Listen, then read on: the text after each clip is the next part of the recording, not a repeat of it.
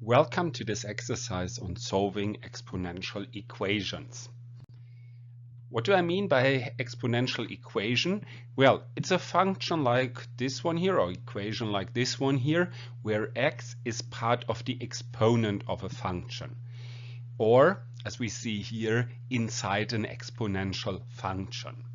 So if we want to actually solve this, we first need to get rid of this exponential expression here and here.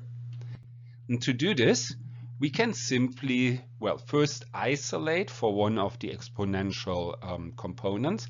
Here we have both of them on two sides of the equation, making it very easy for us. And then we can apply the respective inverse function. So here for exponential function, the inverse is the natural logarithm. So we apply the ln on the left and right hand side of the equation, giving us this result. And since ln is the inverse function of the exponential function, both of them cancel each other out here on the left as well as on the right side. Simplifying the equation to this part, here we see this term indicates we have a quadratic equation. For solving the quadratic equation, we just bring all the stuff to one side, ideally so that the exponential term, so here the x squared, has a positive sign. So we bring the plus x from the right side and the minus 5 to the left, giving us this result here. And well, it's a quadratic equation. The coefficient of the x squared is plus 1, so we can use the PQ formula. P being here plus 4 and Q being minus 5.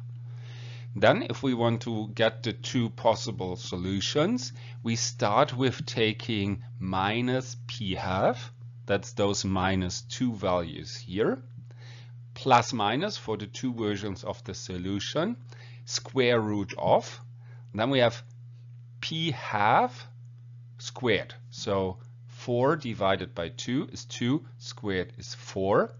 Then minus Q, minus 5 gives plus 5. 4 plus 5 is 9, so we have square root of 9, which is 3. So for the first solution, we calculate minus 2 plus 3, and for the second one, minus 2 minus 3, giving us the two solutions 1 and minus 5. Since I'm allowed to insert any value I like in the exponential function, I do not have to check whether they are feasible or not, so they will always be feasible solutions to this equation. Well, that's done everything already for this exercise, so I say goodbye and see you next time.